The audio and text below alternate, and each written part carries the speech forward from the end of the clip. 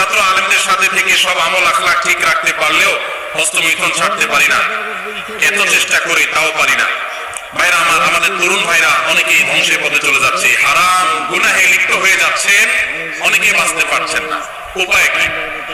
দেখুন, এর জন্য সবচেয়ে কার্যকর উপায় হলো যদি ডাল ভাত জোগাড় করার ব্যবস্থাটা থাকে, জাস্ট ডাল ভাতের ব্যবস্থা, কোন রকম মহরের টাকা জোগাড় করতে পেরেছেন, বিলম্ব না করে বিবাহ করে ফেলেন, এটা হলো সবচেয়ে বড় মহৌষধ।